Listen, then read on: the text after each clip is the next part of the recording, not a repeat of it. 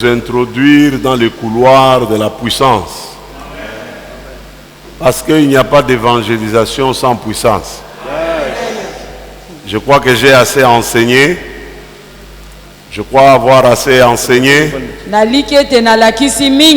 Qui ont suivi depuis le mercredi, vendredi et aujourd'hui vous êtes là, acclamez pour votre voisin.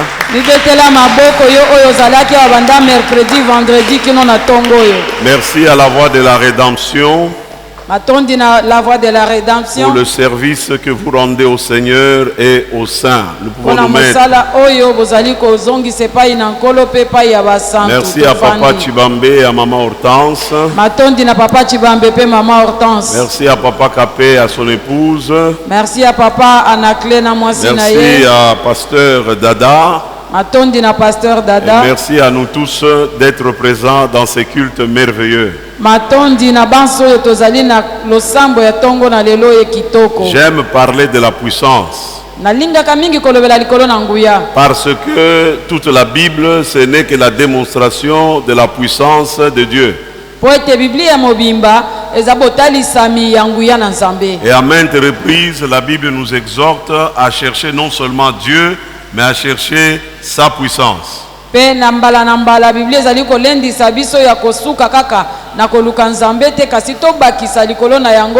donner un enseignement qui vous place dans le couloir de la puissance de Dieu. Et qui va faire en sorte que, à partir de cet enseignement de ce jour, vous soyez un révélateur de la puissance de Dieu. Que vous puissiez, par votre vie et par vos faits et gestes, faire connaître Christ. Alors,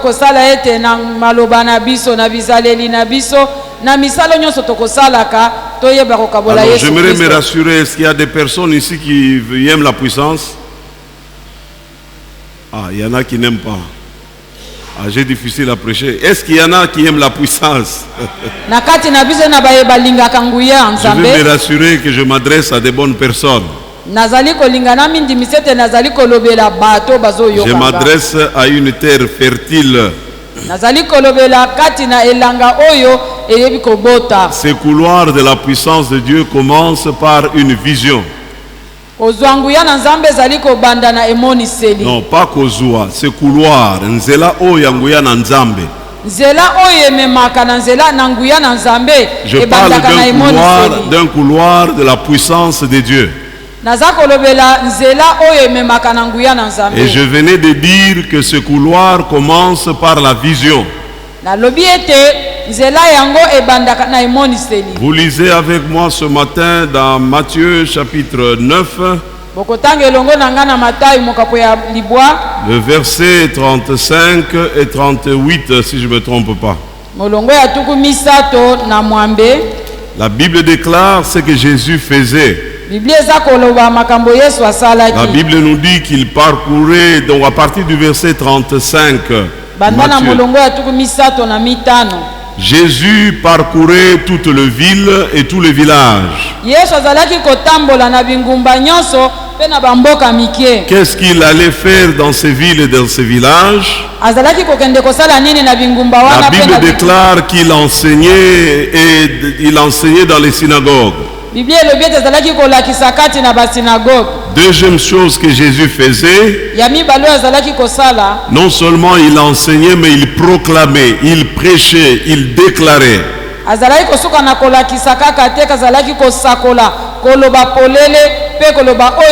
prêchait la bonne nouvelle du royaume de Dieu. Ça, c'est la deuxième chose que Jésus faisait dans chaque ville et dans chaque village. Troisième chose que faisait Jésus dans ces villes et ces villages, la Bible déclare qu'il guérissait toutes sortes de maladies et d'infirmités.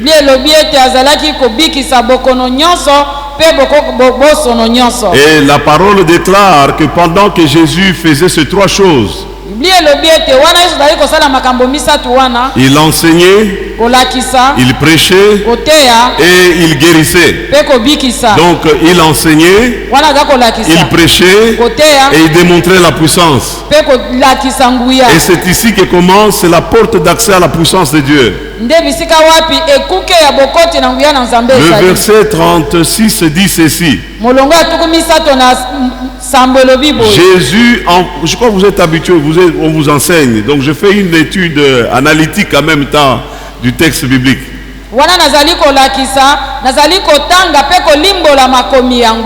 Donc primo il enseignait, secondo il prêchait, tertio il guérissait les malades.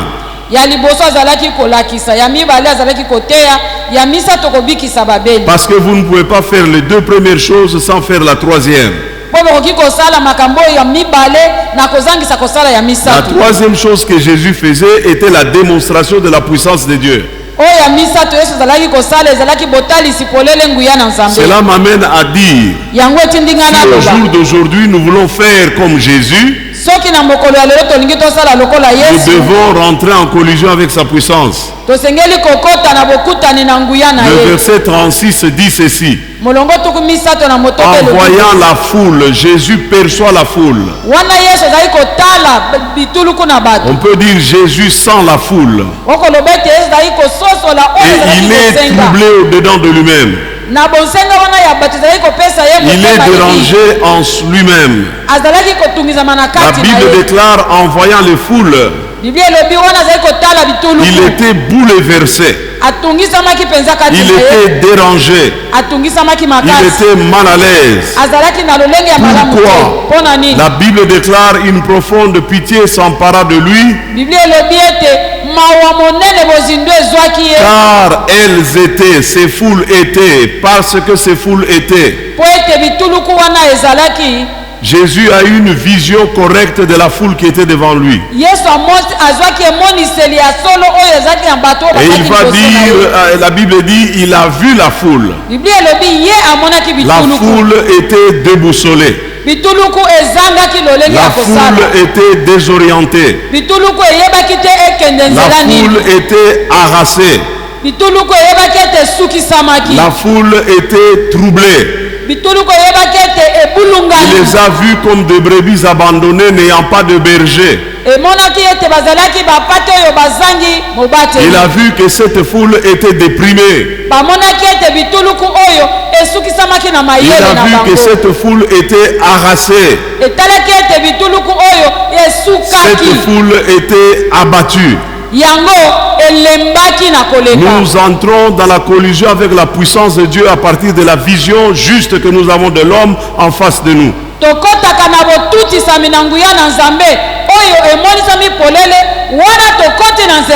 que vous ne vous rendez pas compte que les hommes et les femmes sans Christ souffrent, sont misérables, vous n'allez pas chercher la puissance de Dieu.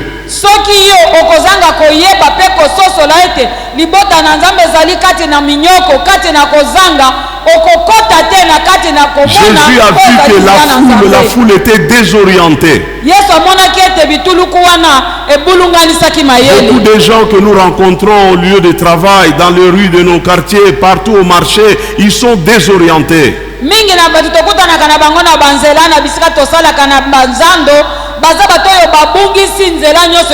Ils sont déprimés malgré leur beau visage, malgré leur maquillage, malgré leurs beaux vêtements.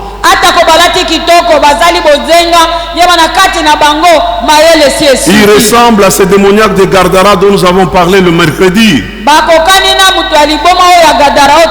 Qui vivaient dans les cimetières, hurlant, se mortifiant, se blessant. Telle est la condition de l'homme sans Christ.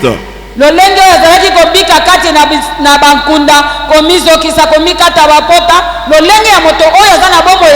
dès que Jésus a vu cette foule dans son état réel, vous savez, toute personne qui ne connaît pas Jésus ne peut jamais être en paix. Il est la cible, il est le victime de toutes les influences possibles et imaginables du diable.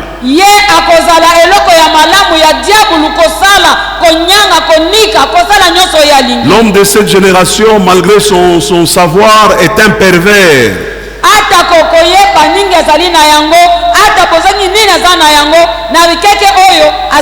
Vous les voyez, nous les appelons excellence, mais sont des voleurs, sont des mafieux, des corrompus.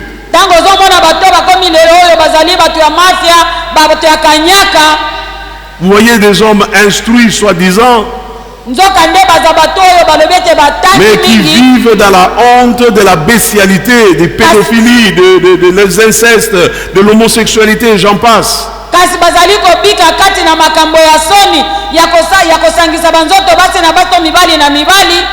Telle est la vision que Jésus a du monde aujourd'hui. Parfois il arrive que nous nous posons des questions, pourquoi les choses deviennent de plus en plus difficiles et compliquées.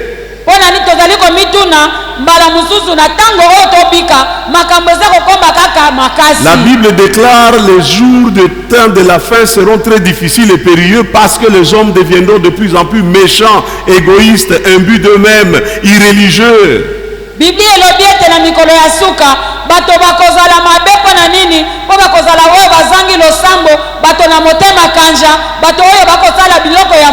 C'était là que je sais que Jésus avait vu dans cette foule. Et chaque fois que vous êtes devant un homme ou une femme, peu importe son rang social, peu importe sa posture,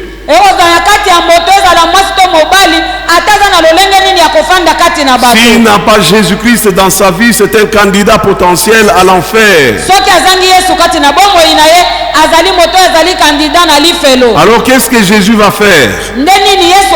Je suis dans Matthieu chapitre 9, le verset 36.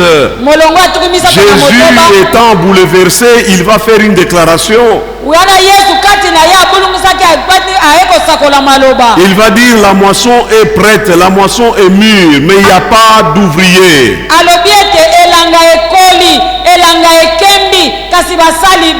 Le monde est prenable, le monde peut changer, le monde peut passer des ténèbres à la lumière aujourd'hui.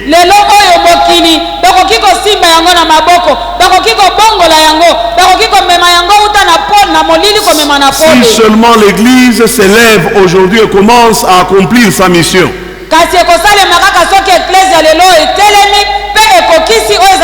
Alors Jésus va leur communiquer la vision. Il leur communique la vision du monde. Il leur révèle l'état spirituel des uns et des autres dans le monde. Au jour d'aujourd'hui, il y a des choses honteuses qui se commettent au milieu de nous et nous le voyons, nous entendons.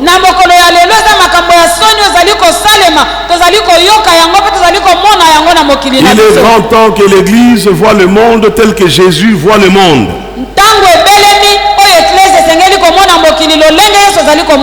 Je n'imagine pas une seule fois Jésus en train de dire mais on ne sait rien à faire, on ne sait même pas par où commencer. Non.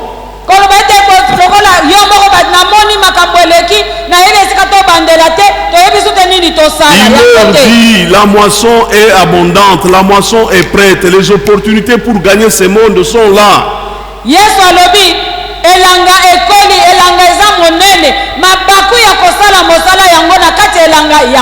Mais le problème c'est le manque d'ouvriers. Le problème c'est le manque de personnes qui se lèvent pour faire leur travail. Ce monde peut devenir le royaume de Christ et le royaume de Dieu si nous évangélisons. Donc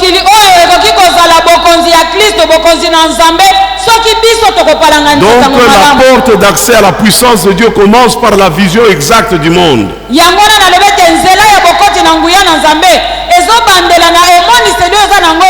La Bible déclare, Jésus dit à ses disciples, il les réveille, il attire leur attention.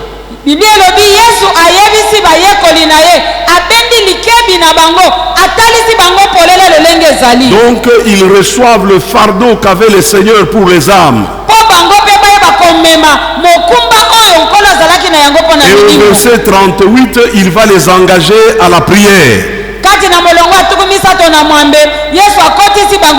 Il dit la moisson est grande mais il y a problème, manque d'ouvriers, manque de serviteurs.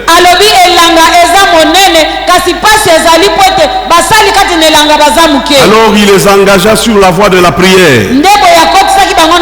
leur dit, priez donc pour le maître de la moisson d'envoyer des ouvriers. Nous devons revoir nos priorités de prière en tant que chrétiens, en tant qu'église.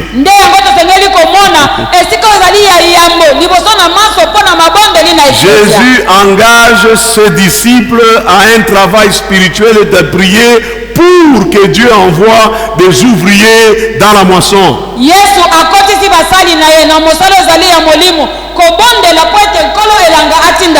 Je suis vraiment désolé, la priorité de Dieu pour ta vie, ce n'est pas que tu voyages, ce n'est pas que tu te maries, ce n'est pas que tu aies des enfants. La priorité de Dieu pour ta vie, c'est que tu ailles dire aux autres ce que Christ a fait dans ta vie.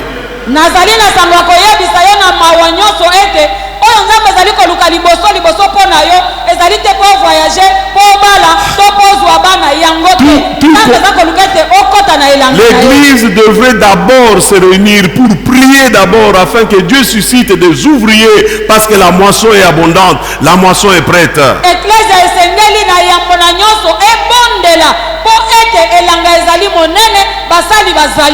Quand vous lisez les textes de Matthieu chapitre 10,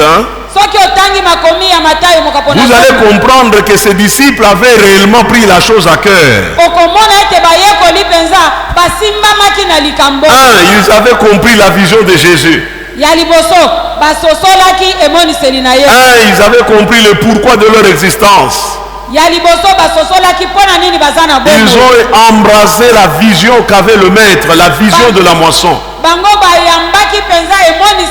Et ils sont allés à genoux dans la prière. C'est que vous appelez prière de profondeur. Aujourd'hui, nous passons du temps à prier pour des choses inutiles. Nous sommes en train, vous savez bien aimé, il a dit cherchez d'abord les intérêts de Dieu et Dieu s'occupera de vos intérêts à vous.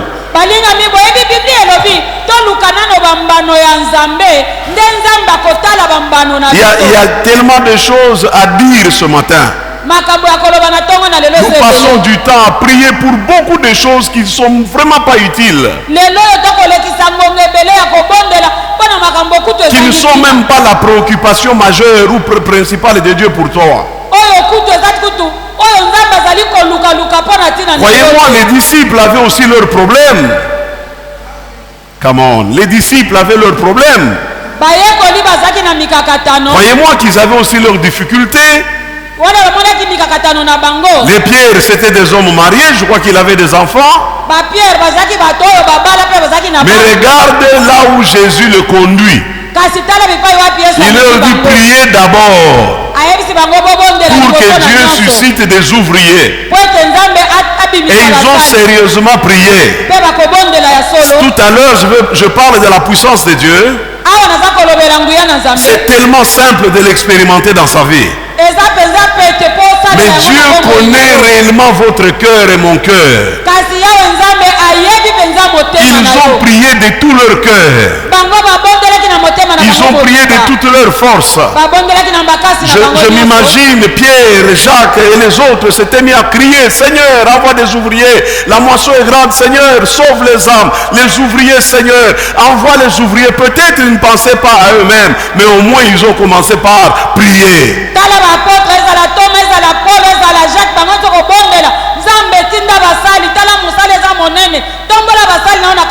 Et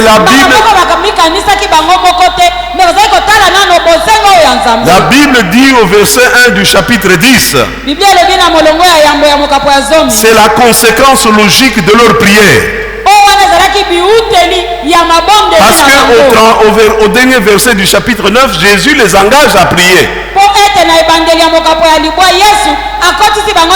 Et quand ils ont prié, ils ont été eux-mêmes les agents d'exécution de leur prière.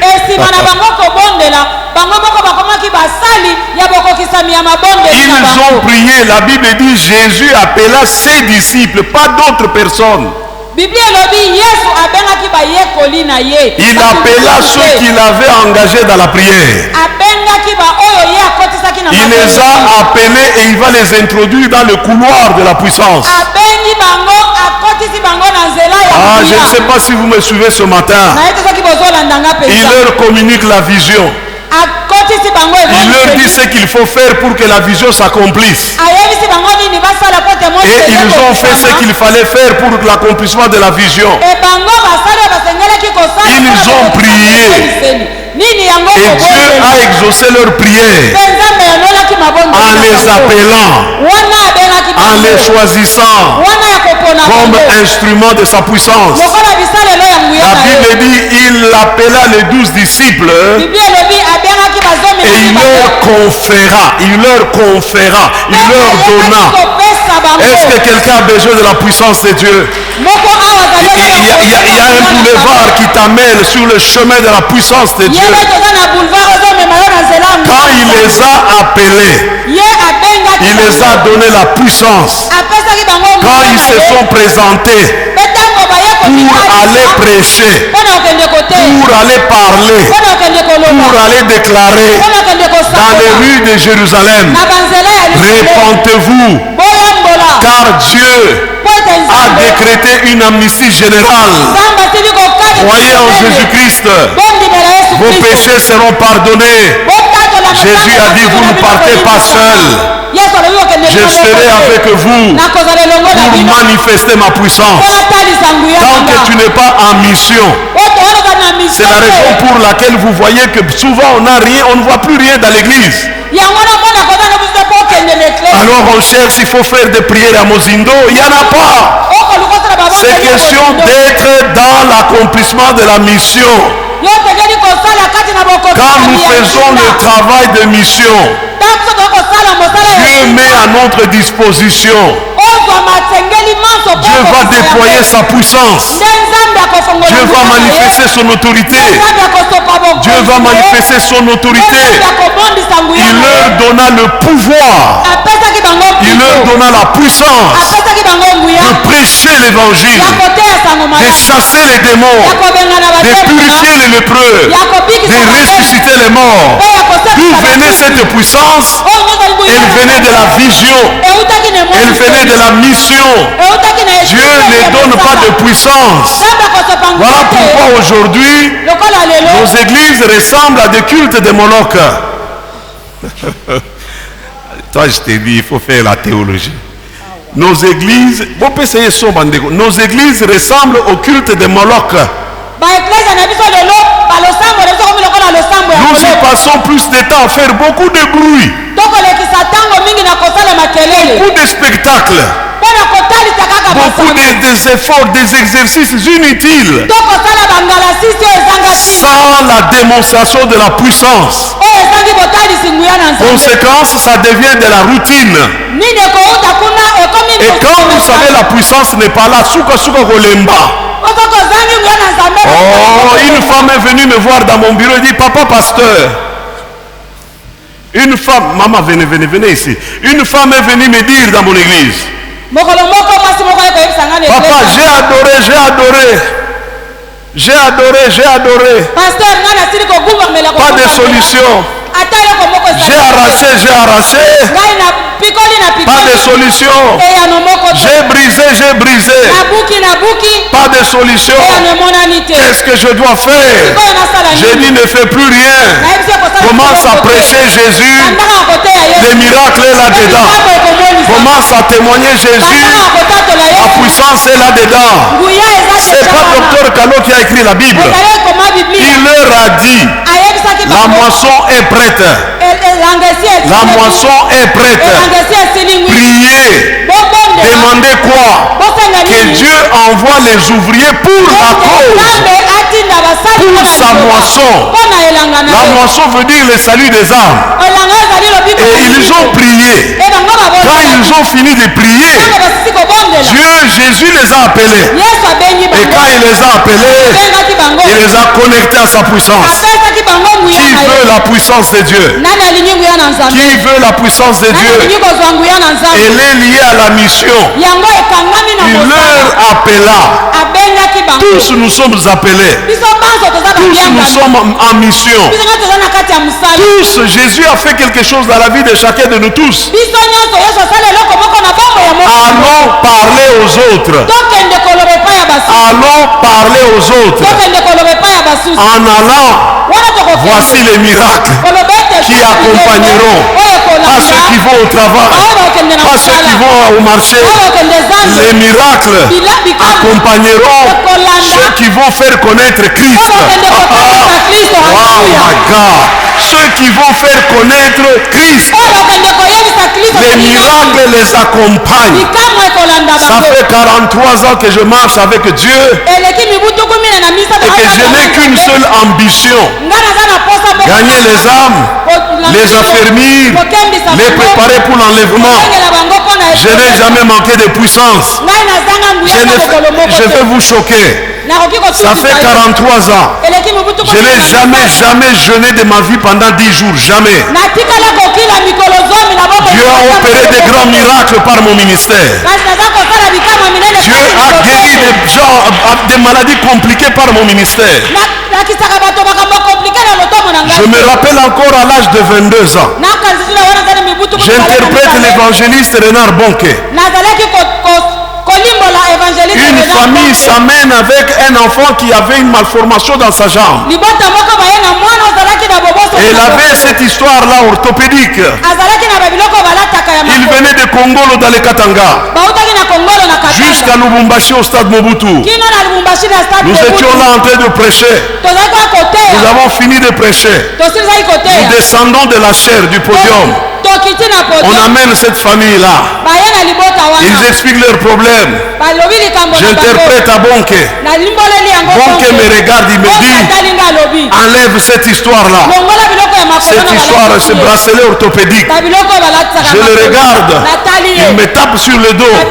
Il me dit: I say do it, fais-le. Je me suis mis à genoux. Allez sur internet, les photos sont là, les images sont là. J'ai commencé à enlever ces bracelets-là. La puissance de Dieu a pénétré mes mains.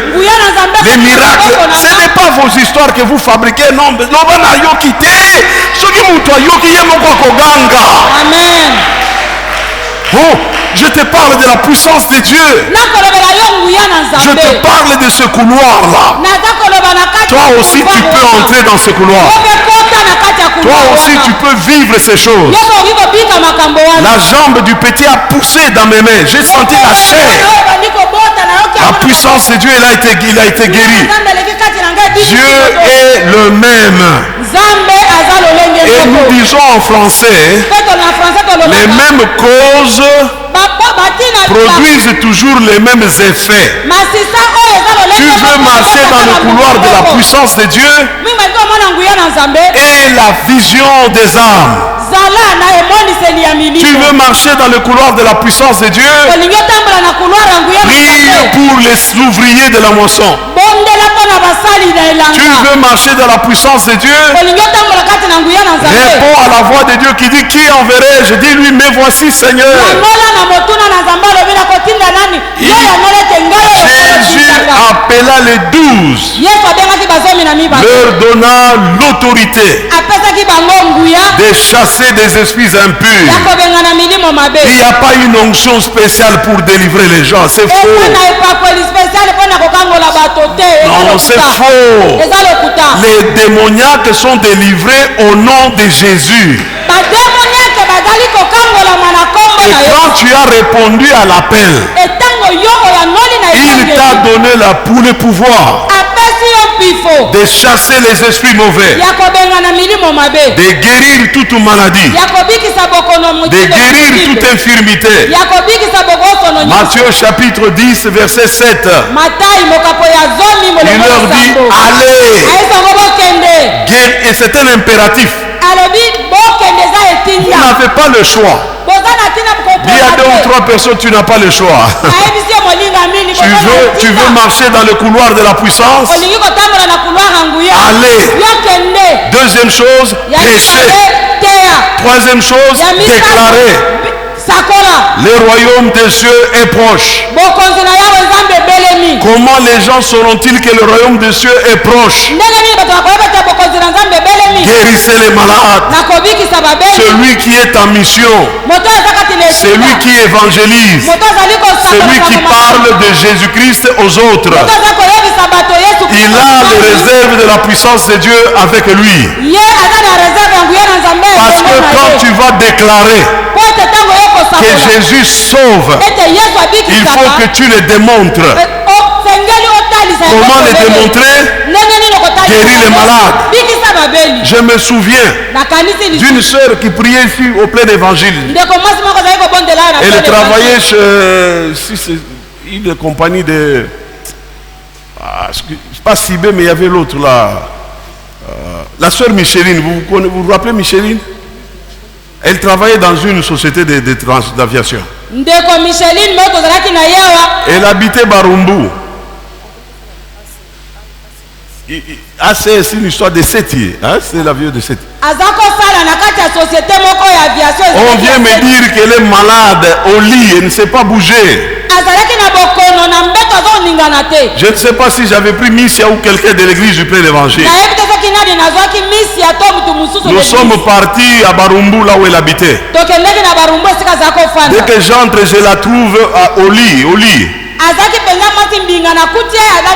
Je lui dis merci de m'avoir fait venir. Mais je suis très respectueux de l'autorité et des consignes me données par Jésus. Jésus m'a dit, dans quelques maisons qu'on vous recevra, mangez de tout ce qu'on vous offrira. J'ai dit à Micheline, lève-toi, prépare pour moi que je mange. Parce que la Bible dit, quand vous aurez mangé et bu, si dans cette maison il s'y trouve le malade, guérissez-le. Les gens qui étaient avec moi, ils ont dit, mais ce type, il n'est pas normal. Mais c'était le processus de son miracle. Faible qu'elle est sortie de son lit. Faible qu'elle était, elle est sortie de son lit. Elle était faible, fébrile. Mais dès qu'elle a obéi seulement à la parole, j'ai vu la puissance de Dieu tomber sur elle. Guérie totalement. Et vous savez de ces miracles-là, j'ai reçu un voyage Kinshasa-Mbujima gratuitement par elle. Je te parle d'un Dieu puissant. Je te parle d'un Dieu de miracles. Mais ça commence par la vision, la moisson, la vision des arbres. La vision des arbres. La Bible déclare, il dit dans quelques maisons que vous entrez, guérissez les malades, ressuscitez les morts. Jusqu'à maintenant, je n'ai pas encore ressuscité les morts. Mais je crois que le jour où je le rencontrerai sur mon chemin, il sera ressuscité. Ah oui, ça je le sais, c'est vrai. Parce que à celui qui est en mission, Dieu donne les moyens pour accomplir la mission. Nous aimons tous citer les livres de Joël. Laissez-moi vous en dire quelque chose. Il y a génération Joël, génération Ézéchiel, génération, il y a beaucoup de trucs. Si seulement nous comprenions ce quoi le ministère de Joël et c'était quoi le fond de son message.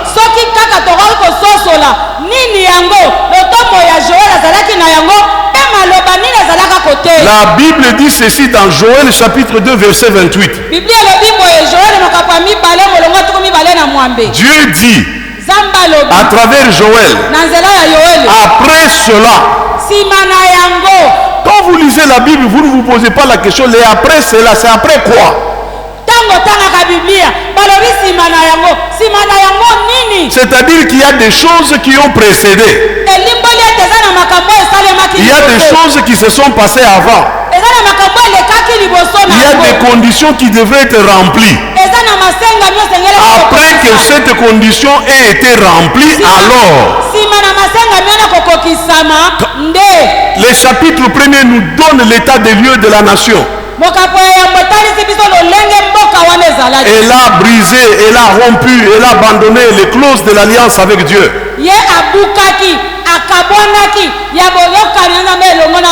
Je vous fais un petit condensé, vous pouvez lire ça vous-même chez vous. Et après, au chapitre 2, Dieu commence à dire ce qu'il devrait faire.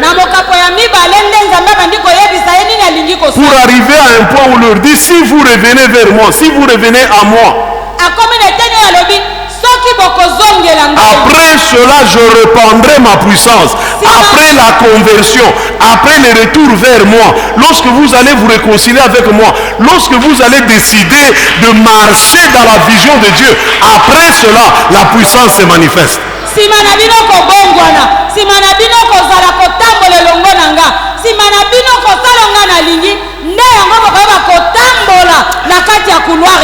Laissez-moi rire un peu, frère, parce que nous avons aussi fait les mêmes bêtises comme ça. Oh, maintenant on va faire des prières d'autorité. Tu vois les gens gesticuler dans l'église comme des fous, comme des dépassés. C'est pas ça. L'autorité, Dieu te la restaure lorsque tu rentres dans sa vision.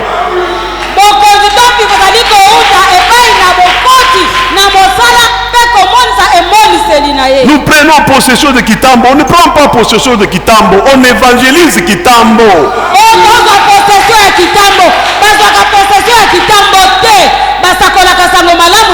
On révèle Jésus dans les rues et les coins et les quartiers de Kitambo. Révélez Jésus. Dieu dit alors, je répandrai mon esprit sur toute chair. Alors seulement vos fils et vos filles prophétiseront. Voyez, parce que la moisson est grande. J'ai besoin des hommes et des femmes que je vais moi-même équiper pour accomplir la mission. Alors je leur permettrai d'être mes porte-paroles. Vos jeunes gens prophétiseront. Vos jeunes gens auront des songes. Vos vieillards rêveront. Ça m'étonne aujourd'hui, on a des jeunes gens qui font des songes et des rêves. Nous devons avoir la vision, la compréhension des desseins de Dieu pour notre génération, pour notre temps.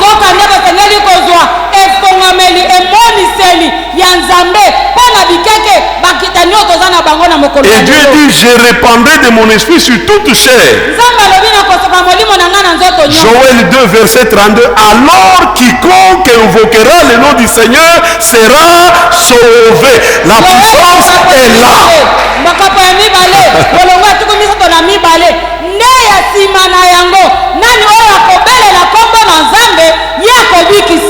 Il ne faut pas prendre Joël et seulement dire je répandrai de mon esprit. Nous avons l'onction de Joël. Non. Est-ce que vous faites la mission de Joël?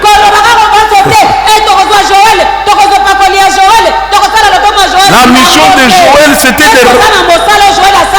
de ramener le peuple à Dieu. L'évangélisation n'a que pour finalité ramener les hommes et les femmes à Dieu.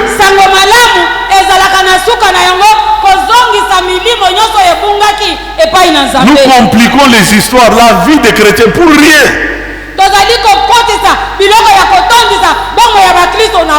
On va aller récupérer ce que le diable avait volé. Il avait volé où? Alors que la Bible dit que l'ange de l'Éternel campe autour de ceux qui craignent Dieu. Le diable est venu voler comment? Il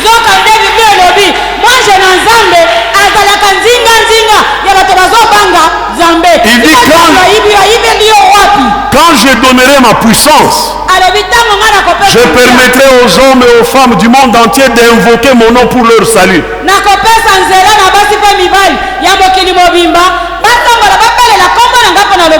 Et la Bible dit au verset 32, je suis dans Joël chapitre 2.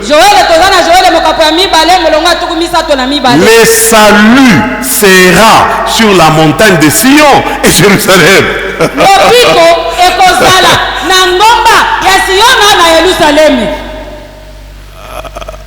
Je vais faire une digression. Vous savez, c'est très important, frère. Vous êtes-vous déjà posé la question, les spécialistes en délivrance, qui les délivrent eux?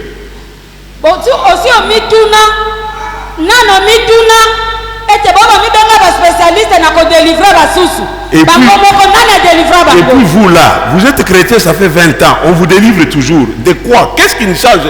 Comment, c'est quoi au juste les problèmes?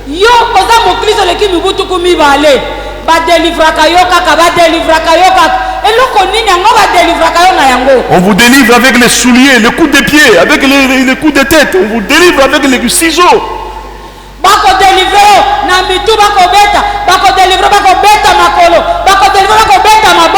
La Bible dit, lorsque quiconque invoquera le nom du Seigneur, les saluts et la nation peine à Jérusalem. Les saluts, chose veut dire la délivrance.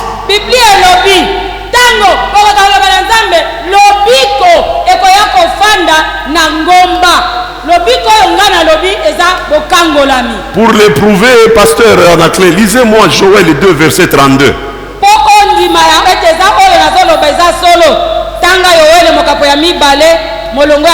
Parce qu'il y a des personnes qui disent, comme disait quelqu'un, mais bilo tolé la kakuna ozo détruire yango. Heureusement balé la côté à bilo wanate balé la kanansela ya bosembo. Amen. Lisez Joël 2:32, je lis au nom du Seigneur. Alors quiconque invoquera le nom de l'Éternel sera sauvé. Ensuite, les saluts. Le salut sera sur la montagne de Sion. Les saluts sera sur la montagne de Sion. Nous sommes la montagne de Sion. Nous sommes l'église de Dieu. Nous sommes le temple du Dieu vivant. Ici, c'est le salut qui règne.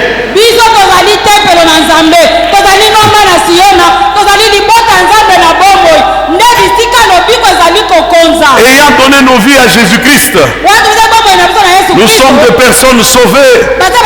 Nous sommes des personnes délivrées. Nous sommes des personnes bénies. Nous sommes des personnes libérées. Nous sommes des personnes épanouies. Nous sommes des personnes à l'aise. Et c'est pourquoi il est écrit, il vous a appelé des ténèbres à la lumière afin que vous annonciez ces merveilles. Tu ne peux annoncer les merveilles que si tu es toujours dans les mêmes histoires de ténèbres. On m'a délivré il y a de cela 43 ans. On m'a délivré il y a de cela 43 ans. Ça vous étonne, vous dites, mais c'est quoi cette affaire? Il y a des chrétiens qu'on délivre. Les premiers n'ont jamais été chrétiens. Oh, ça choque, je sais que ça vous dérange. Jésus a dit quoi? Marc 11, Marc 16. J'ai mes étudiants ici, j'ai peur quand je prêche devant eux. Parce qu'ils savent exactement. Marc 16. 15, 16. Marc 16, 15, 16, verset 15, 16. Je veux que les pasteurs lisent.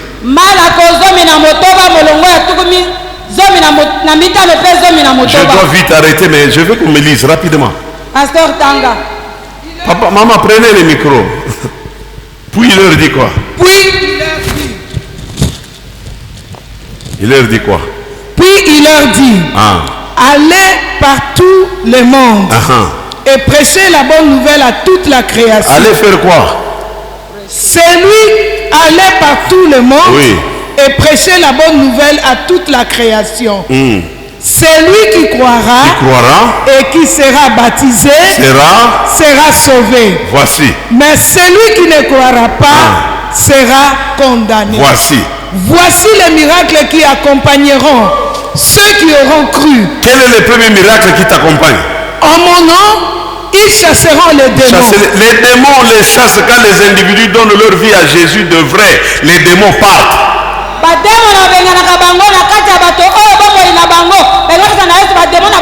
Ne me dites pas mon expérience. Moi, je ne tremble pas devant ton expérience. Je tremble devant l'autorité de la Bible.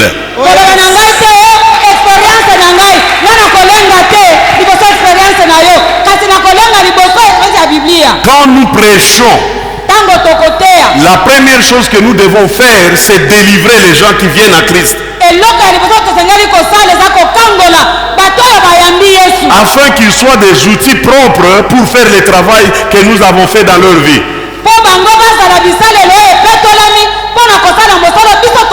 Deuxième raison pour laquelle les chrétiens, déjà chrétiens, se retrouvent toujours en conflit avec les démons. Il y a une deuxième raison.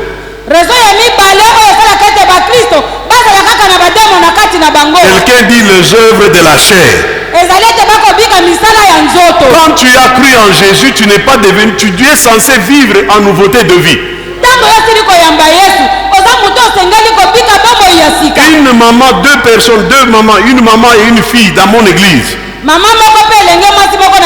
C'était chaque fois que vous commencez à prier, il tombe. Ça commençait à m'énerver. J'ai convoqué la maman, elle était diaconesse, je l'ai convoquée à l'église, au bureau. J'ai dit, maman, avec ton âge là, ça ne te gêne pas, ça, tu n'as pas honte que chaque fois que tu je lui ai dit, le vrai problème que tu as, tika nzela mibale, tika masumu.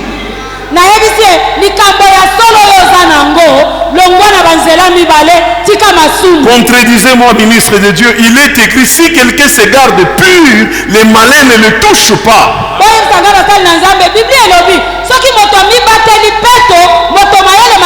Si nous marchons selon l'esprit, nous n'accomplirons pas les œuvres de la chair.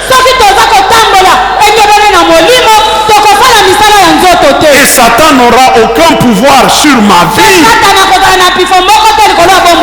Vous imaginez, même Dieu s'étonne, même le diable lui-même s'étonne. 43 ans après, je suis toujours Satan.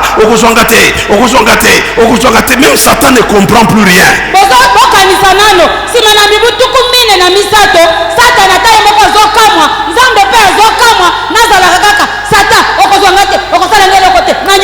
N'avez-vous pas lu que celui qui a cru en Jésus est devenu un seul et même esprit avec Christ?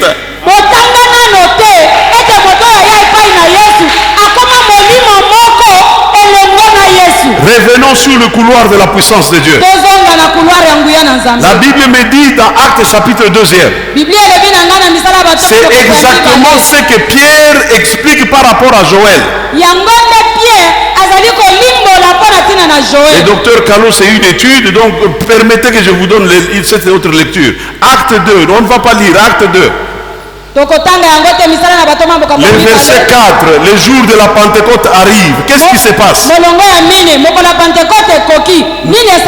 Notez bien, Jésus leur avait dit, suivez-moi, je ferai de vous des pêcheurs d'hommes.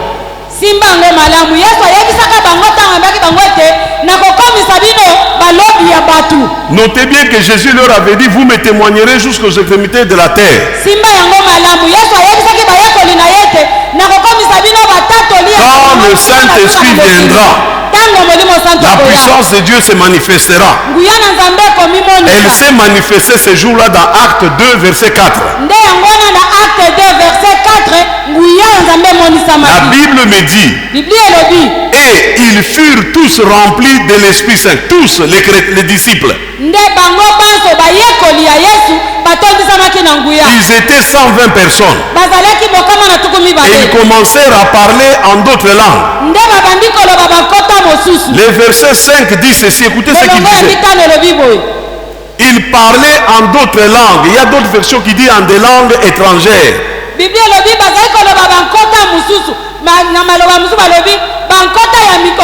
uns se sont retrouvés en train de parler en Chiluba. Les autres se parlaient en Kiyombe. Les autres parlaient en Kioyo. Les autres parlaient en Swahili. C'était le jour de la Pentecôte. On les entendait parler dans des langues étrangères, des langues qu'ils n'avaient pas apprises.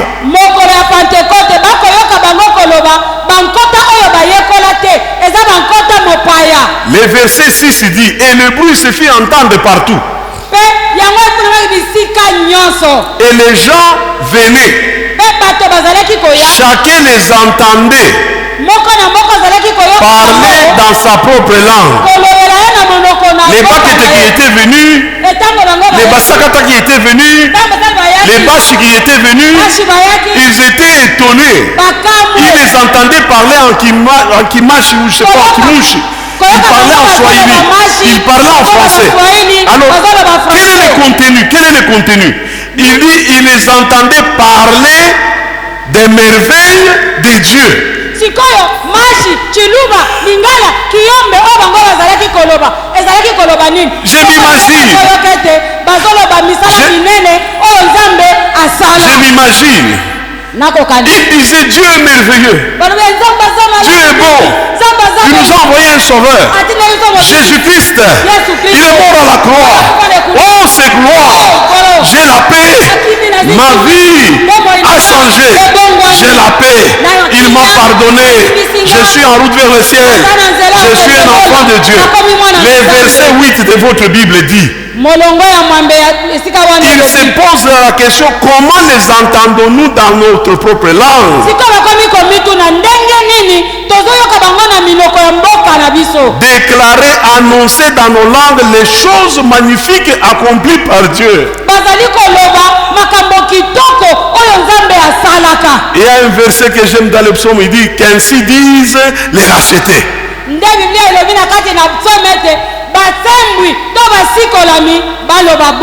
Les rachetés ont un message. Nous avons été sauvés, j'en passe. Et conséquence de leur annonce dans leur langue. La Bible dit, ayant entendu ces choses, le verset 37.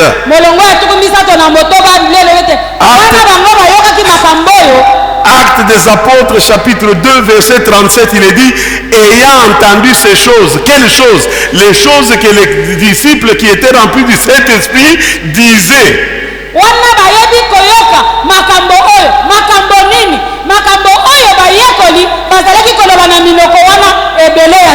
La Bible dit, et par plusieurs autres paroles, Pierre les conjurait, les exhortait en leur disant, sauvez-vous de cette génération maudite.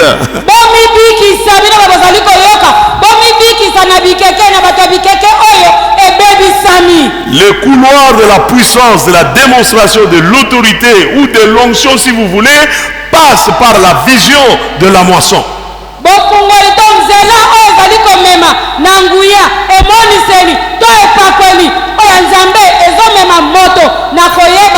Et la Bible dit, ces jours-là, 3000 personnes crurent au Seigneur Jésus.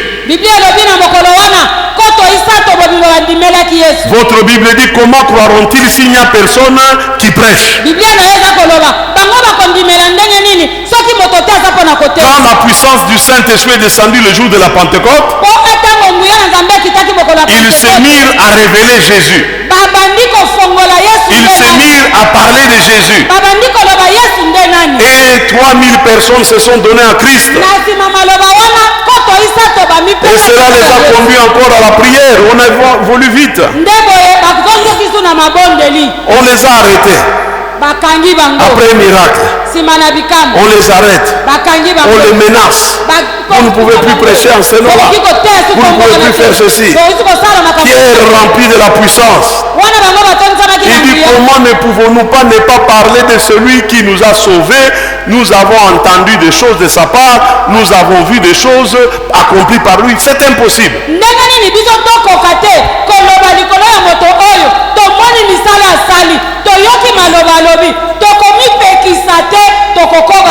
La Bible dit, après qu'ils eurent reçu les menaces, ils convoquèrent une grande réunion de prière.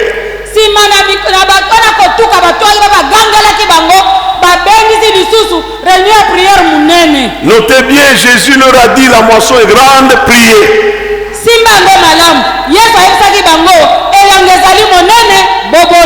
Est-ce que ces jours ici vous entendez beaucoup de prophéties? Je vois les voyages, tu vas à l'Ukraine, je vois les voyages. Vous entendez ces prophéties-là?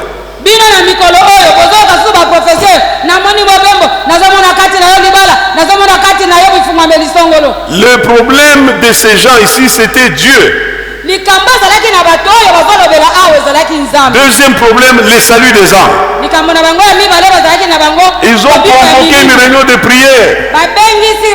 Heureusement, mi pasteur, la prière est écrite. Si c'était le pasteur de notre génération, menacé par monsieur le bourgmestre, Non, menacé par le bourgmestre. Menacé par le gouvernement, on va fermer les églises, on va faire ceci, on ne prêche plus. Vous entendez ça tous ces jours ici.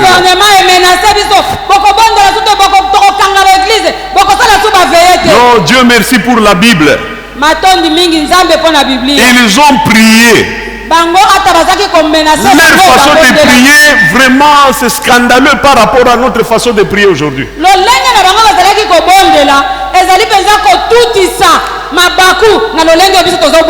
Quand ils ont commencé à prier, ils n'ont accusé personne.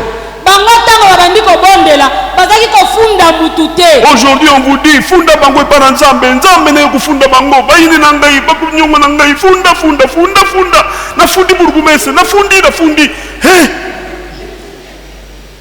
Vous perturbez l'ordre au ciel. Ils ne prièrent pas pour la mort de personne.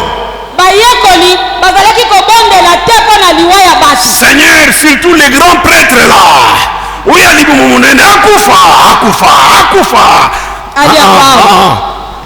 Ils ne brisèrent aucun lien de résistance générationnelle.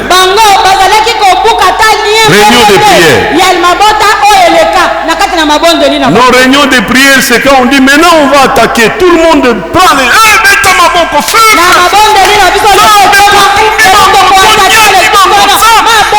Quand je regarde, on dirait du théâtre.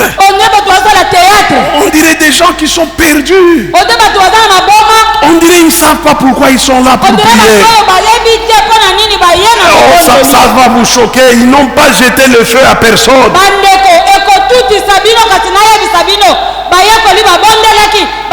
Ils n'ont maudit personne dans leur prière. Et ils n'ont lié aucune puissance territoriale. Mais ils ont prié, qu'est-ce qu'ils ont dit? Alléluia, alléluia. Qu'est-ce qu'ils ont dit? Ils ont dit dans Acte 4, verset 32. Acte 4, verset 32. Oh Seigneur. Alléluia. Pourquoi ce tumulte parmi les hommes? C'est toi, oh Dieu, qui a fait le ciel et la terre. Ça veut dire que tu contrôles tout. Oh Seigneur. Maintenant, oh Dieu, donne-nous, alléluia. Maintenant, oh Dieu, donne à tes serviteurs d'annoncer ta parole. Maintenant, oh Dieu, donne à tes enfants de prêcher encore plus. Donne à tes enfants d'aller même dans les prisons, d'aller dans les hôpitaux, d'aller dans les marchés. Maintenant, oh Seigneur, donne-nous la force, donne-nous le courage, donne-nous l'audace de continuer à prêcher malgré leurs menaces. Donne-nous la force de continuer à prêcher Jésus malgré l'emprisonnement. Donne-nous la force de te témoigner malgré le feu. Donne-nous la force. La puissance de Dieu est dans la mission. La puissance de Dieu est dans la mission. La Bible dit, après ils ont dit à Dieu, pendant que nous on prêche, toi au ciel est dans ta main. Est dans ta main. Release your power. Release your power. Release your authority. Release your favor. Est dans ta main. Pour que quand nous on prêche, qu'il y ait des miracles. Pour que quand oh, est-ce que je parle à quelqu'un? Quand nous on prêche, que les malades soient guéris. Quand nous on prêche, que les pareils. Oh, est-ce que tu comprends? Tu as besoin de la puissance. Mets-toi debout là où tu es. Mets-toi debout là où tu es. La puissance est dans la mission. Il y a un couloir où la puissance ne rate jamais. Donne-nous la puissance, Seigneur. La Bible dit, demande-moi et je te donnerai les nations pour héritage. Demandez les nations. Priez pour le salut des âmes. Parlez de Jésus. Ne perdez aucune occasion. Je veux prier avec toi. Alors je vais te dire une chose simple. Pendant que tu es debout là, Dieu sait si tu es vrai ou tu fais des blagues. La puissance ne viendra pas sur toi. Tu ne vas pas dire, oh, le pasteur là, il a beaucoup parlé, je n'ai rien vu. Tu ne verras rien. La puissance, je ne suis pas la source de la puissance, c'est Dieu. Tu as besoin des hommes et des femmes enflammés par cet enseignement.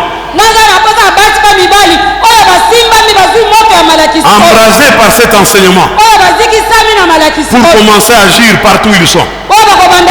Commencez à parler de Jésus. Lève ta main, commence à prier avec moi. Lève ta main, commence à prier.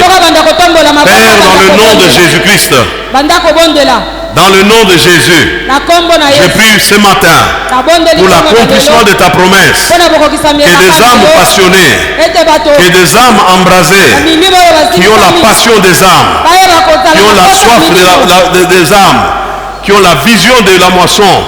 Seigneur Dieu, libère ta puissance maintenant. Libère ta puissance maintenant. Utilise-le, mon Dieu. Partout ils vont aller. Qu'il y ait des miracles, des signes, des prodiges, qu'ils chassent les démons, qu'ils guérissent les malades, qu'ils purifient les lépreux, qu'ils libèrent les captifs. Commence à bénir Dieu pour cela. Tu l'as reçu, Dieu fidèle. Tu l'as reçu, Dieu fidèle. Commence à l'adorer. Tu as reçu sa puissance ce matin. Parce que Dieu est fidèle. Que Dieu te bénisse. Waouh. Est-ce qu'on peut acclamer? Est-ce que tu peux acclamer pour le Seigneur ce matin? Waouh. Est-ce que tu peux acclamer? Est-ce que tu peux acclamer? Joyce, tu peux rester. Joyce. Gloire au Seigneur. Est-ce qu'on peut acclamer le Seigneur? Gloire à Dieu. Gloire à Dieu. Alléluia. Amen. Qui a été béni ce matin au Pambouami? C'est un docteur qui a prêché. Est-ce qu'on peut acclamer le Seigneur pour la vie de cet homme? Pour la vie de cet homme, c'est un docteur de la parole. Gloire à Dieu. Reprenons nos places.